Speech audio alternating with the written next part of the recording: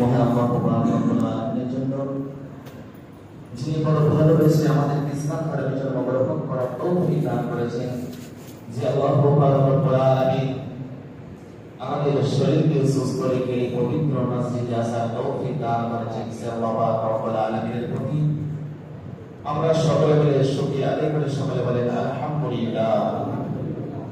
তারপরে বলে যাকে সৃষ্টি না করে আসমান সৃষ্টি করতেন না, যাকে সৃষ্টি না করে জগৎ সৃষ্টি করতেন না, এক কথা যাকে সৃষ্টি না করে আমাদের মাখলুকাত কিছু সৃষ্টি করতেন না। মক্কা সরদার মদিনা তাজদার আমিনা আল্লাহ মরুল দুলাল জান্নাতের কমান্ডার হাবিবের উদ্ধার বিশ্ব রাসূল জনাব নবী মুহাম্মদ রাসূলুল্লাহ সাল্লাল্লাহু আলাইহি ওয়াসাল্লামের প্রতি কোটি কোটি দরুদ শরীফ শান্তি ধারা বর্ষিত হোক, সকলে বলেন আল্লাহুম্মা আমিন। আল্লাহ পাক রব্বুল আলামিনের পবিত্র কালামুল্লাহ শরীফ থেকে আয়াতের কিছু অংশ তেলাওয়াত করেছি। আল্লাহ পাক রব্বুল কায়নাত জানিয়ে দিয়েছেন, কদ জাআকুম মিনাল্লাহি নূরুন ওয়া কিতাবুম মুবিন। নিশ্চয়ই আল্লাহর পক্ষ থেকে তোমাদের মাঝে নূর এসেছে এবং একটি স্পষ্ট কিতাব, যে কিতাবের নাম হলো কোরআন শরীফ, কোরআন মাজিদ, কালামুল্লাহ শরীফ। এই স্পষ্ট কিতাবের কথা আল্লাহ পাক রব্বুল কায়নাত জানিয়ে দিয়েছে। আর নূর বলতে বিশ্বকুল সরদার হুজুর সাল্লাল্লাহু তাআলা আলাইহি সাল্লাম, আমার নবী মুস্তাফা সাল্লাল্লাহু তাআলা আলাইহি সাল্লাম কে আল্লাহ পাক রব্বুল আলামিন আমার নবীকে নূর বলেছেন। সেই জাহিলিয়াতের যুগে আরবে কুফরি যুগে, কুফরিয়াতের যুগে আল্লাহ তাআলা রব্বুল আলামিন এমন একটি নূর পাঠিয়েছিলেন। এই মাস আরবি মাস, এই মাসে আপনার 12 তারিখের শুরুতে সাদিকের সময় আল্লাহ তাআলা রব্বুল আলামিন যে নূর পাঠিয়েছিলেন, সেই নূর এসে কুফরিদের জগৎকে আল্লাহ রাসূল এসে আপনার আলোকিত করে দিয়েছিলেন। সুবহানাল্লাহ। এমন যুগে আমার নবী মুস্তাফা এই পৃথিবীতে আগমন করেছিলেন, যে যুগে আপনার নারীদের, মহিলাদের আপনার কোনো সম্মান ছিল না। মহিলাদের, জীবিত মহিলাদেরকে আপনার মাটি দিয়ে দাফন করে দিত, মাটির মধ্যে জীবিত মহিলাদেরকে দাফন করে দিত। আল্লাহ রাসূল সাল্লাল্লাহু তাআলা আলাইহি সাল্লাম সেই যুগে এসেছিলেন, যে কাবাকে আমরা স্মরণ করে আমরা নামাজ আদায় করি। আর যে কাবা বাইতুল্লাহতে হাজী সাহেবরা হজ করতে যে নামাজ আদায় করে, সামনে কাবা বাইতুল্লাহ শরীফে যারা নামাজ আদায় করে, আল্লাহ রাসূল সাল্লাল্লাহু তাআলা আলাইহি সাল্লাম বলেছেন তার আমলনামায় 1 লক্ষ নেকি দান আপনার আমলনামায় লেখা হয়, এক রাকাত নামাজের সমান। সুবহানাল্লাহ। সেই কাবা বাইতুল্লাহতে 360 খানা আপনার মূর্তি রাখা ছিল। আল্লাহ রাসূলের আগমনে কাবার মূর্তিগুলো আপনার মাথা ঠুকে ঠুকে আপনার পড়ে গিয়েছিল। আল্লাহ রাসূল সাল্লাল্লাহু তাআলা আলাইহি সাল্লামের এই নূর আর রবিউল আউয়ালের শুরুতে সাদিকের সময় এসেছিলেন এই পৃথিবীতে। এই নূর আসার আগে হযরত আদম আলাইহিস সালাম থেকে নিয়ে তিনার সন্তান, তারপরে তিনার সন্তান, একের পর এক আল্লাহ রাসূলের নূর আপনার আস্তে আস্তে সর্বশেষে আব্দুল মুত্তালিবের সন্তান হযরত আব্দুল্লাহর পেশানিতে আপনার এসে পৌঁছালো। হযরত আব্দুল্লাহর পেশানিতে যখন আমার নবীর নূর যখন চমকাই দিয়েছিল, আব্দুল্লাহর চেহারা মুখমণ্ডল যখন আপনার এত উজ্জ্বল ছিল, আব্দুল্লাহ এত সুন্দর ছিলেন, সুবহানাল্লাহ বিহামদিহি। আব্দুল্লাহ রাস্তা দিয়ে যখন বের হতেন, তো রাস্তা দিয়ে বের হওয়ার পরে আপনার মহিলারা আপনার চেয়ে থাকতো। আব্দুল্লাহ চেয়ে থাকতো, এত সুন্দর চেহারা ছিল। সুবহানাল্লাহ ওয়া বিহামদিহি। কিন্তু আপনার আব্দুল মুত্তালিব একটি মান্যত করেছিলেন যে তিনার সন্তানদের মধ্য থেকে একটা সন্তানকে আপনার কুরবানি দিবেন। আব্দুল মুত্তালিব সংসার করতে থাকেন, সুবহানাল্লাহ ওয়া বিহামদিহি।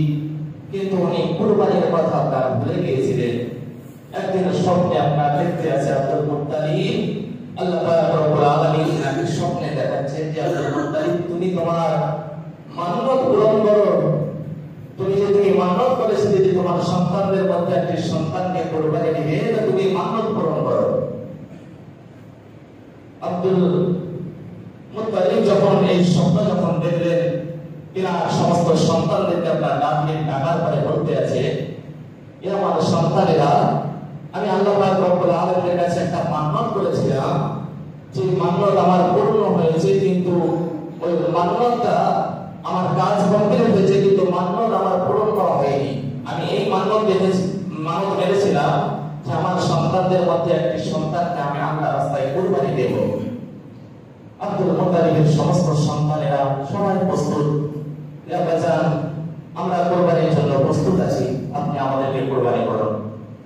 আব্দুল মুত্তালিব বললেন কি আপনার সন্তানদেরকে নিয়ে লটারি শুরু করলেন। লটারি করার পরে আব্দুল মুত্তালিব সর্বপ্রথমে লটারি উঠালেন, যে লটারিতে আপনার নাম উঠে আসলো হযরত আব্দুল্লাহ, নাম আপনার উঠে আসলো। আব্দুল্লাহকে অত্যন্ত ভালোবাসতেন আব্দুল মুত্তালিব। আব্দুল্লাহ চেহারা উজ্জ্বল চকচক করত সবসময়। তেনার মন যেন চাইছে না যে আব্দুল্লাহকে কুরবানি করি। আব্দুল মুত্তালিব বললেন, আবার লটারি করি।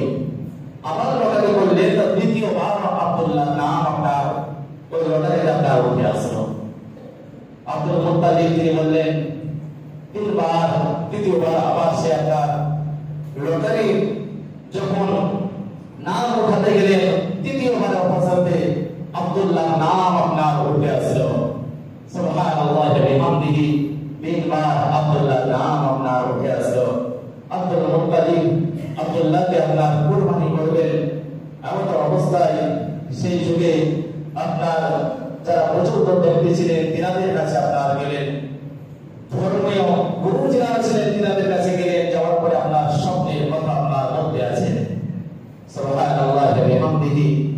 তিনারা আপনার আব্দুল মুত্তালিবকে আপনার পরামর্শ দিলেন যে আপনাকে আব্দুল্লাহকে কুরবানি করতে হবে না, আপনি 100 উটকে আপনি আল্লাহর রাস্তায় কুরবানি করবেন। আব্দুল মুত্তালিব 100 উটকে আপনার কুরবানি করে দিলেন। সুবহানাল্লাহ ওয়া বিহামদিহি। তিনি মান্যত আপনার পূরণ করলেন। আব্দুল্লাহ আপনার বেঁচে রইল। সুবহানাল্লাহ। আব্দুল্লাহ কে বিবাহ করার জন্য আরবের মহিলারা রাস্তায় আপনার চেয়ে থাকতো। সুবহানাল্লাহ ওয়া বিহামদিহি। হযরত আব্দুল্লাহ যখন আপনার বিবাহ যখন হয়ে গিয়েছিল, বিবাহ হয়ে যাওয়ার পরে যে সমস্ত মহিলারা আপনার বিয়ের প্রস্তাব দিয়েছিল, হযরত আব্দুল্লাহ বিবাহের পরের দিন যখন রাস্তায় যখন আপনার বের হচ্ছে, তো মহিলারা আব্দুল্লাহকে দেখে তারা নিজের বাড়ি চলে যাচ্ছে। আব্দুল্লাহ বলতে আছে যে আমাকে তো তোমরা বিয়ের প্রস্তাব দিয়েছিলে, আমি যখন রাস্তায় বের হতাম তখন তো তোমরা চেয়ে থাকতে, আজ আমাকে দেখো না তো তোমরা বাড়িতে কেন ঢুকে যাচ্ছ? সুবহানাল্লাহ ওয়া বিহামদিহি। হযরত আব্দুল্লাহকে বলেছিলেন, হে আব্দুল্লাহ, আজ বুঝি তোমাকে বিয়ে করার জন্য আমরা এই জন্য প্রস্তাব দিয়েছিলাম যে তোমার কপালে নূর চমকাইছিল, সেই নূরের জন্য আমরা সেই নূরের লোভে আমরা তোমাকে বিবাহ করতে চেয়েছিলাম। হে আব্দুল্লাহ, তোমার কপালে সেই নূর নাই, তুমি হয়তো বিবাহ করেছো, সেই নূর তোমার হয়তো স্ত্রীর কাছে চলে গিয়েছে। আব্দুল্লাহ বলতে আছেন, আমার তো বিবাহ হয়েছে, কেউ জানে না, কিন্তু তারা কিভাবে বুঝতে পারলো? আল্লাহু আকবার। আব্দুল্লাহ কপালে পেছানিতে যে নূরে চমকাইতেছিল, সেই নূর মা আমিনার গর্ভে আপনার চলে গিয়েছে।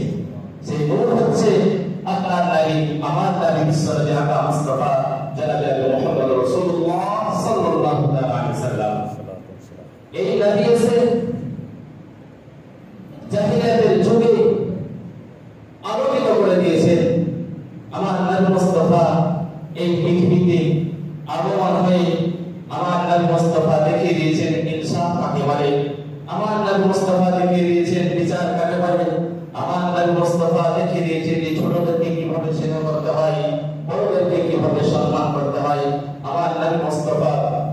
পৃথিবীতে আগমন করে সমস্ত সব কিছু আমাদেরকে আপনার শিখিয়ে দিয়েছেন।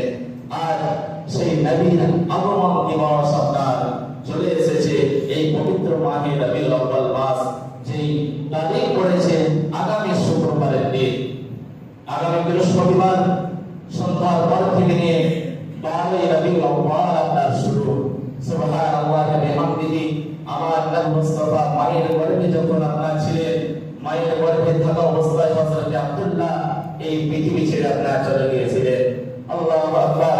আমার নবী মুস্তাফা যখন আবির্ভাব যেদিন হবে, যেদিন নবী মুস্তাফা এই পৃথিবীতে যেদিন আসবেন, সুবহানাল্লাহ ওয়া বিহামদিহি, মা আমিনা তিনি বলতে আছেন, আমার গর্ভে যে সন্তান আছে, অন্যান্য মায়েরা যেমন আপনার সন্তান গর্ভে থাকলে আপনার বুঝতে পারে যে সন্তান আছে, আমি কিন্তু কোনো বুঝতে পারতাম না যে আমার গর্ভে সন্তান আছে। আল্লাহু আকবার। আমার নবী মুস্তাফা শুক্রের শরীরের সময় যখন পৃথিবীতে যখন আগমন হলো, আল্লাহু আকবার, সারা মক্কা আপনার আলোয় আলোকিত হয়ে গিয়েছিল। মুলকে শাম দেশের রাজপ্রাসাদগুলো আপনার চকচক করতেছিল। আল্লাহ রাসূলের যখন আপনার আবির্ভাব যখন হয়, নবীর যখন আগমন হয়, সুবহানাল্লাহ ওয়া বিহামদিহি, নবীর আগমনে আল্লাহর ফেরেশতারা মা আমিনার ঘরে আপনার জুলুস নিয়ে গিয়েছিলেন। মা আমিনার ঘরে নাড়া লাগাতে লাগাতে মা আমিনার ঘরে ফেরেশতারা আপনার ভিড় জমিয়েছিলেন। যে জুলুস আমরা 12 রবিউল আউয়ালের সকালে আমরা বের হই, আমরা রাসূলের জন্য। সুবহানাল্লাহ ওয়া বিহামদিহি। যে নবী এই পৃথিবীতে আসার সঙ্গে সঙ্গে সিজদায় পড়ে আমাদের জন্য আপনার কান্না করেছেন, ইয়া আল্লাহ আমার উম্মতের কি হবে, ইয়া আল্লাহ আমার উম্মতের কি হবে, ইয়া আল্লাহ আমার উম্মতের কি হবে। আজ সুবহানাল্লাহ ওয়া বিহামদিহি আমার নবী মুস্তাফা এখনো রোজা শরীফে আপনার কান্না করেন আমাদের জন্য। আজ আমরা সেই নবীকে আপনার ভুলে আছি, সেই নবীর মহব্বতকে আমরা ভুলে গিয়েছি। সেই নবীর ভালোবাসা আমাদের অন্তরে আরো বেশি বেশি করে সৃষ্টি করতে হবে। সেই নবীর মহব্বত আমাদের অন্তরে আরো বেশি বেশি করে রাখতে হবে। সেই নবীর মহব্বত নিয়ে আমাদেরকে এই পৃথিবীতে আপনার চলতে হবে। তাই প্রত্যেকটা গ্রামবাসী সকলকে বলবো, আগামী শুক্রবার জশ্নে ঈদে মিলাদুন নবী, সকল ঈদের সেরা ঈদ হচ্ছে আপনার জশ্নে ঈদে মিলাদুন নবী। কেন আপনি বলবেন সকল ঈদের সেরা ঈদ? সুবহানাল্লাহ। এই নবীকে আমরা পেয়েছি তো ঈদ পেয়েছি, নবীকে পেয়েছি তো কুরবানি পেয়েছি, নবীকে পেয়েছি তো নামাজ পেয়েছি, নবীকে পেয়েছি তো আমরা কোরআন পেয়েছি, নবীকে পেয়েছি তো আমরা ইসলাম পেয়েছি, এই নবীকে পেয়েছি তো আমরা আল্লাহকে চিনেছি। এই কারণ হচ্ছে আমার নবী যেই দিন আগমন করেন সেই দিন হচ্ছে আপনার সকল ঈদের সেরা ঈদ, জশ্নে ঈদে মিলাদুন নবী আমাদের সম্মুখে আপনার চলে এসেছে। আগামী শুক্রবার গ্রামবাসী সকলকেই বলবো যে আপনারা জুলুসে উপস্থিত হয়ে যাবেন। জশ্নে ঈদে মিলাদুন নবী আমার নবী মুস্তাফার জন্য জুলুস বের হবে।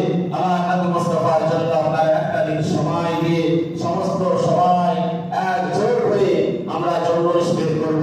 আর আগামী বৃহস্পতিবার মাগরিবের পরে হয়তো সম্ভবত মিলাদ শরীফ মসজিদে আপনারা আরম্ভ হবে, আপনারা সকলে আসবেন। আর ঈদের দিন যেহেতু ঈদের দিন যেভাবে আমরা খুশি মানাই, ঈদের দিন যেভাবে আমরা আনন্দ ফুর্তি করি, আপনারাও জশ্নে ঈদে মিলাদুন নবীতে আপনারা বাড়িতে ভালো ভালো খাবার তৈরি করুন। আপনারা ভালো খাবার করে আপনাদের বাড়ির আশেপাশে গরিব মিসকিন এতিম তাদেরকে আপনারা দিন।